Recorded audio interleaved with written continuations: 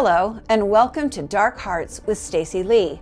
Before we begin, please hit the like button if you like the video and subscribe to the channel if you want to support me. It helps so much. You can also join my Patreon. We have a big fundraising goal there, and I will share that at the end of the video. Today, I have a horrific true crime story for you. We do only true crime here on Tuesdays. This is a story about two people in love with their entire lives ahead of them, just starting out in life with all the world's possibilities laid out ahead of them. And then a simple decision to meet with a man at his home destroyed their future and their lives. This is one of those stories that I think about when I get deep down in the rabbit hole as to just how fragile our lives are and how one decision, how being in the wrong place at the wrong time can end everything for us. It's a terrifying tale about a very sick and evil man and woman and the crimes they committed when they thought no one was looking. Also, this tale includes one of the most shocking and frankly disgusting twists I've ever heard regarding the killer and his accomplice. This is the story of Glen Gouker, Michelle Gouker, Ethan Walton, and Amanda Burney. The story of the tool shed monster. Let's get into it.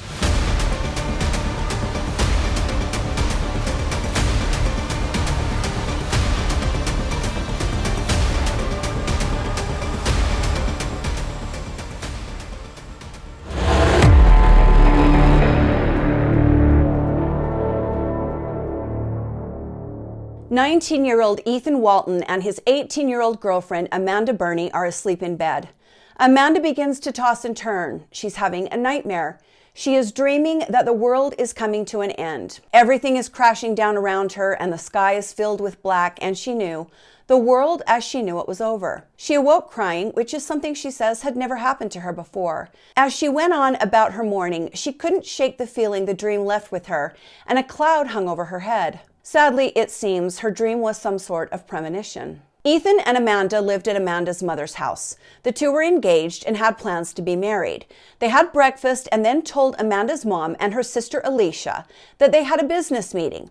Ethan had recently inherited several acres of land from his father, and he intended to sell that land for the amount of $30,000 to this man, Glen Gouker. Ethan did not know Glen, but he knew that his father had once sold some heavy equipment to Glen. Apparently, Glen's check bounced on that transaction, but he did eventually make good on it. So Ethan and Amanda were very excited to sell this land, get this large sum of money, and use that money to start their lives together. They borrowed Alicia's car, got into it with all of the necessary paperwork to make the transaction, and then began a 45-minute drive to Prague, Oklahoma from their home in Pottawatomie County. Prague, Oklahoma is a pretty rural area. It was named after Prague by early settlers, but they say it Prague in Oklahoma. Hey, I have nothing to say about that because there's a town 20 minutes from here spelled hurricane, but if you call it hurricane, no one knows what you're talking about. It's pronounced hurricane.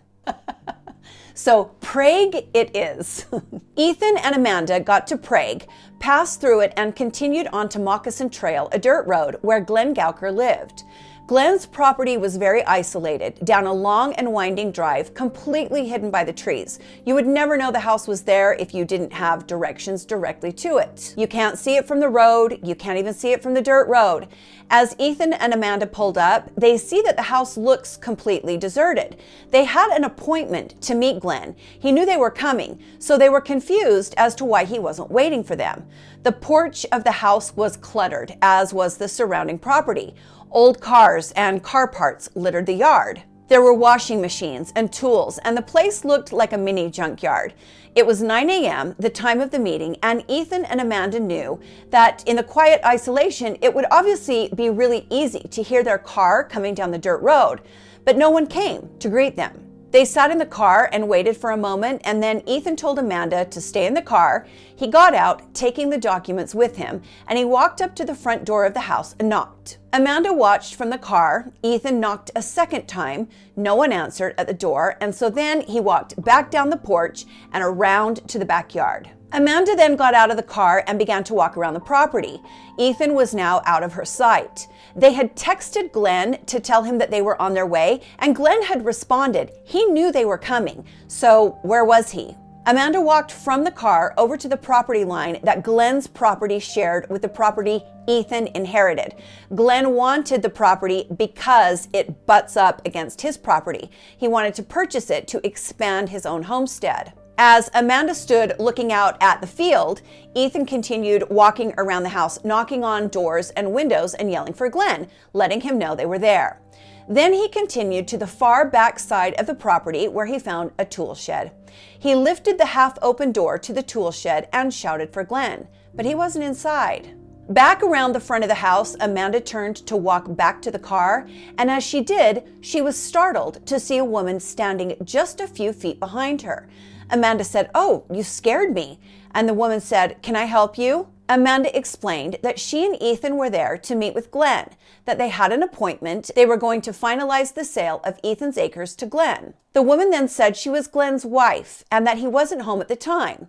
Just then, Ethan came from around the back of the house. Amanda introduced Glen's wife to Ethan as she told them that Glen had gone to the bank. Well, that made sense. Glen would need to go to the bank to get either cash or a cashier's check, however he was planning on paying for the property. Ethan then told Glen's wife that he and Amanda would wait in the car for Glen to return, and then they went back to the car and sat down to wait. Like I said, they had borrowed this car from Amanda's sister Alicia, and they were supposed to have the car back to her by 11 a.m., so time was ticking for them. As they sat in the car talking, they were again startled, this time by Glen Gouker, as he appeared in Amanda's passenger side window, bent over, sticking his head in. Ethan said hello, that he had the deed to the property, and that he was ready to make the transaction. Ethan got out of the car, told Amanda to wait there, and she watched as Ethan and Glen walked around the side of the house towards the back to sign the papers, and so Glen could pay Ethan the $30,000 for the property. Now, this should have taken only a few minutes,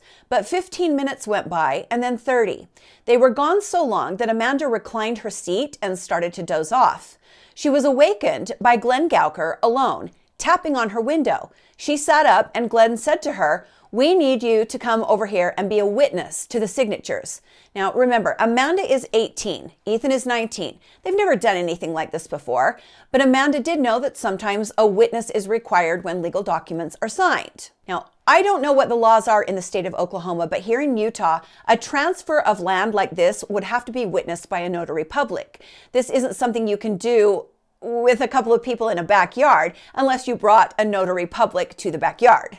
But even if that's the law in Oklahoma, Ethan and Amanda wouldn't have been aware of that. They were young and they were just kind of following Glen's lead on this transaction as he was much older than they were. Amanda got out of the car, leaving her cell phone behind, and followed Glen to the backyard. He lifted the garage door to the shed and Amanda walked inside. As soon as she did, she stopped short.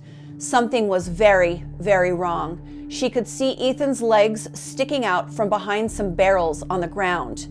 Why was Ethan on the ground? Just then, Glen Gouker slammed the roll-top door shut to the ground. She was locked inside the tool shed with Glen and her boyfriend, who was obviously injured, maybe worse. Glen then grabbed Amanda from behind, and she felt the cold steel of a gun on the side of her head. She began to fight and scream. Glen then picked her up and sat her down on a chest-style deep freeze and pointed the gun in her face. Glen told her to be quiet, and then he said, "Did you really think I was going to give you 30 grand for that property?" Amanda began to cry, telling Glen to take their car. Glen said that's not what he wanted, and then he proceeded to assault Amanda. Ugh, I'm already so mad, and we aren't even that far into the story. Sometimes with some people, it would just be better to have vigilante justice, don't you think? People like this, yeah? Back at Amanda's mother's house, her sister begins to worry and she gets a little irritated. She told Ethan and Amanda that they had to have the car back to her by 11, and it was now way past 11. Also, Amanda wasn't picking up her cell phone. Alicia called over and over, having no idea what her sister was going through miles away. After the first sexual assault, yes, I said the first, Glen Gouker tied Amanda up to a post in the tool shed. He then assaulted her 2 additional times. I'm really irritated that we cannot use the word that is the crime. Sometimes we can, sometimes we can't. We don't make a crime not a crime by further vilifying the word attached to that crime. All it does is make the word dirtier and more forbidden, and therefore it makes a bigger stigma for the people that suffer that crime. I'm talking, of course, about the R word, R-A-P. I get very irritated when platforms take a word that actually describes a crime and turn that word into something even dirtier than it already is. That doesn't help the victims. It doesn't help anyone. But that's what Glen was doing to Amanda. After the third assault, Glen covered Amanda's mouth with duct tape, took the documents Ethan brought for the transaction, and walked out of the shed, closing the roll-up door behind him. In the quiet, Amanda could hear gurgling noises coming from Ethan, and she also heard what she thought to be soft crying noises coming from the dark side of the shed. Ethan never responded to her when she called to him, and she figured he had been injured so severely. He wasn't dead, but he was not able to respond to her. He had some sort of coherency. He knew she was there, perhaps, and that's why he was crying. It's awful. So there Amanda sat in the dark, tied up, brutalized, assaulted, violated, listening to her fiance, who had obviously been severely injured, cry and struggle for breath. I really can't think of much things worse than that. A half hour passed, and then an hour. Ethan never got up, but continued to lay on the ground facing the wall, making these gurgling noises. Glen Gouker was now in the front yard. He got into Amanda's sister's car and drove it to the side of the house. He took out some large tarps and covered the car so that when people came looking for Ethan and Amanda, they wouldn't see the car. Amanda's sister Alicia then started calling around, asking people if they'd heard from Amanda and asking them to try her cell phone and help find her. No one got an answer because, of course, Amanda's cell phone was sitting in the car. She had left it behind when she followed Glen to the tool shed. After being tied up for several hours in the shed, Amanda listened as someone walked towards the shed. It was unfortunately Glen, and he threw the roll-up door open, untied Amanda, and told her he was taking the party inside. This guy is the scum of the earth. Honestly, these are the kinds of guys I'm just perfectly happy. Just turn them loose to the victims' families. If the victims' families don't want to do it, there are people that do. Just get rid of them. They are the worst of the worst. Literal dirt bags, lower than dirt. Amanda later said she made up her mind that if she was going to die, she was going to die fighting. As Glen untied her, Amanda kicked him. The two struggled in the dirt, but Glen got control over her again. Glen dragged her into the house and threw her on a bare mattress in one of the bedrooms. He tied her hands and her feet to the bed and went to leave. Amanda asked if she could have a glass of water. After Glen left the room, Amanda looked around. There was a window in the room, and there were also a couple of guns on a gun rack on the wall. The door opened a minute later, and Amanda was shocked to see not Glen, but Michelle, Glen's wife, at the door. Amanda's like, oh my gosh, starts pleading for help, thinking that this woman is going to assist her, but that is not what happened. Glen then barged through the door with a glass of water for Amanda. Michelle did nothing to help her. Glen gave Amanda some water, and then he left the room. 7 hours had now passed, and Amanda's sister Alicia was on the phone asking a friend to borrow their car so she could go looking for Amanda. Alicia then got into the borrowed car and drove to Glen Gouker's property. It was starting to get dark as she pulled into the drive. Amanda was inside, trying to find a way out of her restraints. From time to time, Michelle would come in and peek in on Amanda, making sure she was still tied up. When Michelle opened the door, Amanda would lie still, hiding the fact that she was, in fact, making some progress in loosening the ropes that held her to the bed. Soon, she was able to get one hand free. She was careful to leave the rope around her wrists so that when Michelle came in to check on her, she wouldn't see that she was kind of working her way free. When Glen heard Alicia pull up in the driveway, he went outside and said hello, and he acted as if nothing was wrong. Alicia told Glen that she knew her sister and Ethan were there earlier. Glen told her, yes, they had been there earlier. They made their transaction, and then they left. He told Alicia Ethan was really excited to have all the money, and he talked about going to a BMW dealership in Oklahoma City. Alicia had no choice but to leave, but she knew as she was leaving, her sister would never disappear with her car. Glen could sense that he hadn't convinced Alicia. So he went back inside the house and told Michelle she's going to come back, and when she does, she's going to have the cops with her. So I've got to go clean this up. Michelle then peeked in on Amanda one last time, and as soon as she closed the door, Amanda slipped her arm restraints that she'd been loosening, and she bent over and untied her legs. Amanda jumped up from the bed and grabbed one of the guns off of the wall. She went to the window and saw that Glen was walking around in the backyard. Amanda's heart sunk when she saw that all of the guns were empty. She checked them one by one. There were no bullets in any of the guns, and there was no ammunition in the room. Now, remember, at this time, Amanda didn't know if Ethan was dead or alive. She knew that if he was alive, she had to save herself before she could save him. As Amanda continued to rummage around the bedroom, she found a hunting knife. Michelle came back to check on her. As soon as Michelle opened the door just a crack, Amanda took the knife and began stabbing Michelle in the hand over and over.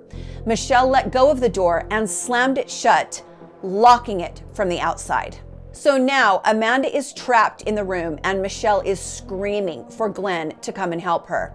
In a desperate attempt to save her life, Amanda runs to the window and tries to open it, and it will not open. She sees some cloth lying on the floor. She grabs a piece of it, wrapped her hand in the cloth, and punched through the window, cutting her hand quite severely as she did. Amanda then jumped from the window and began to run for her life. This is the stuff of horror movies. It truly is. It is a scene from a horror film. And just think about the courage it took for this young woman to escape like this. A lot of people would have laid there and awaited their fate. But Amanda Burney was not going to do that. She really is very brave. Glen and Michelle, realizing that Amanda has escaped, run to their truck and begin shouting to Amanda that they're right behind her. Glen even shoots his gun into the air. Like I said, it's something out of a horror film. Amanda, very wisely, avoids her instinct to go to Ethan in the shed. She knew she couldn't risk getting trapped in there. She began running north, avoiding the roads she knew Glen and Michelle would be on in the truck. She ran barefoot, in her underwear, as Glen was firing the gun into the air behind her. Amanda runs and she runs until she comes to a house. Inside the home, Carolyn Adams is spending the evening alone when Amanda bursts through her front door, almost naked and holding a knife. At first, of course, Carolyn is shocked and yells, "Who are you?" But then Amanda almost collapses and begins to cry. She tells Carolyn briefly what has happened and that Glen Gouker is still chasing her. Carolyn listens as Amanda pleads with her for help, telling her that she believes Glen has killed her boyfriend. Now, Carolyn, who is also a hero in this story, takes Amanda and hides her in a closet. She grabs her phone and calls the police. As Carolyn is on the phone with the police, telling them to get to her house as quickly as possible, she hears gunshots outside. Carolyn tells the 911 operator that someone is shooting and that she has to go outside to talk to Glen. Carolyn then gives the phone with the 911 operator on it to Amanda. With Amanda hidden in the closet, Carolyn bravely walks out of her house to meet Glen and Michelle Gouker as they drive up to her front porch. Amanda is in the closet whispering on the phone to the 911 operator. Carolyn yells at Glen, "What is going on? What are you doing on my property?" Glen is yelling for Amanda and tells Carolyn he's looking for someone and that it's very serious. Carolyn bravely folds her arms and stands her ground and tells Glen her husband is on his way home and to get off her property. It sounds like they might not have been too friendly, and this is also country where everybody likes their space. But can you imagine the balls it takes to walk up to a madman with a gun who is hunting the woman you have hidden in your closet and tell him to get off your property? I mean, Carolyn, we love you for this. We love us some Carolyn. Glen and Michelle get back in the truck and he yells at Carolyn, "You better not have that girl in there or there's going to be trouble." Oh, there's going to be trouble, all right, but not the way Glen thought. With Glen and Michelle gone, the police then arrive at the Adams house and they find out what's happening. They talk to Amanda, they hear what has happened, they obviously give her something to wear, and they call an ambulance for her. Then they turn their attention to Glen and Michelle. The police arrive at the Gouker house and take them both into custody. As soon as Glen is handcuffed, without any provocation, he says, "He's in the barrel," meaning Ethan. Glen has stuffed Ethan Walton into one of the barrels in his tool shed. The police lift the door to the tool shed and find Ethan, who has been beaten so severely he is not recognizable. The police on the scene said it remains one of the most horrific sights they have ever seen. This nice young man with his whole future ahead of him, his life snuffed out simply because he crossed paths with this psychopath. He is upside down in this barrel, bound and beaten. With Amanda rescued and Ethan's body recovered, the police begin an intensive investigation. The first thing they discover, this is just so sick. Ethan and Michelle Gouker are not just husband and wife. They are brother and sister. I am telling you guys, you cannot make this shit up. If that weren't bad enough, Glen and Michelle had 2 children together. Now, I mean, if you want to get technical, Michelle is Glen's half-sister, but that makes absolutely no difference to me. They are brother and sister. It is so gross. As if this entire story is not horrifying enough, every aspect of it, police then use Glen Gouker's DNA to tie him to additional murders. He becomes a suspect in several. In March of 1992, 23-year-old Tana Togstad and 35-year-old Tim Mumbrew were stabbed to death in Wisconsin.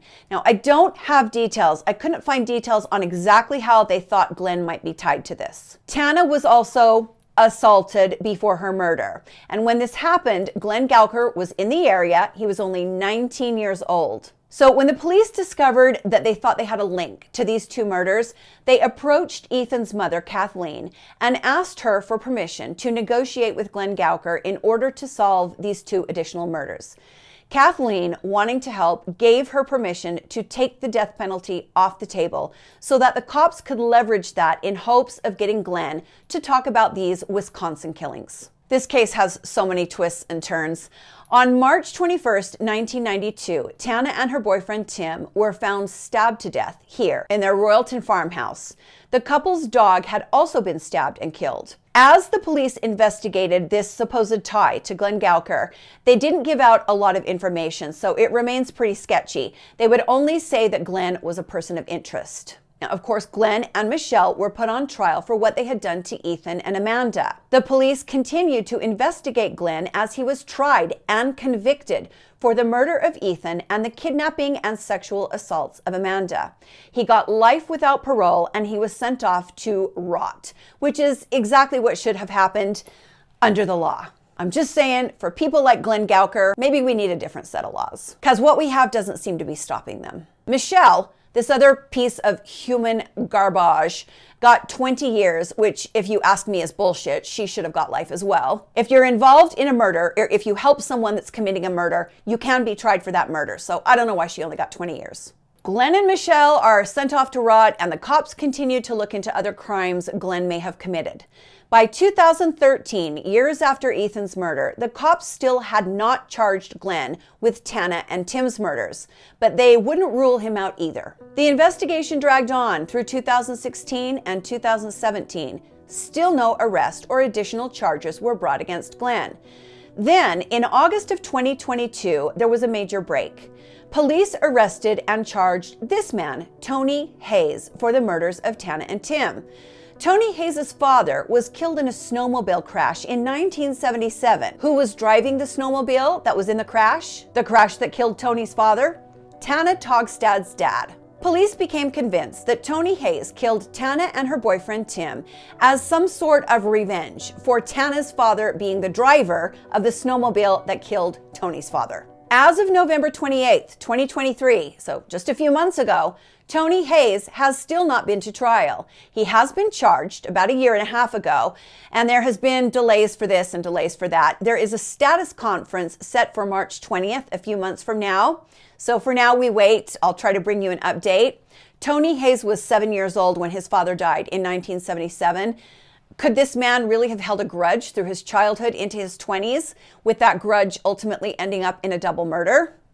I think we all know the answer to that. It's more than possible. We see people killed for much less. Tony Hayes has pleaded not guilty, and he denies any involvement in the decades-old case.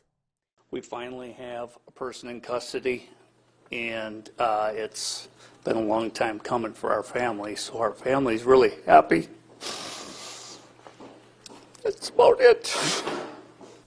Richard Togstad has been waiting for this day ever since that cold March night in 1992, when his sister Tana was found stabbed to death along with her boyfriend Timothy Mumru and their pet dog. I will call the matter of state of Wisconsin versus... Now a husband and father and foundry worker, Tony Garrett Hayes, is in jail on $2 million cash bond, charged with the crime from so long ago. It shows the dedication that our investigators have to getting justice, to making sure that people who have committed serious violent crimes are held accountable. The Attorney General won't say how detectives developed Hayes as a suspect, only that a DNA sample they got from him during a recent traffic stop matches DNA at the crime scene. According to court documents, Hayes admitted to being at the farmhouse that night, drunk and despondent over the memories of losing his father when he was a boy during a snowmobile mishap with Tana's father. I don't know him personally. I know his family. And I feel bad for them. Local 5 News has often been with the victim's family as they have ridden a wave of false leads, but never gave up hope, in the words of law enforcement, that they would always keep looking. They said they were gonna get it solved. That's what they said. So it ends up, like I said, lots of twists and turns, looking like Glen Gouker may be off the hook on this double murder. As it stands right now, he is only charged and convicted with the murder of Ethan and the multiple crimes against Amanda.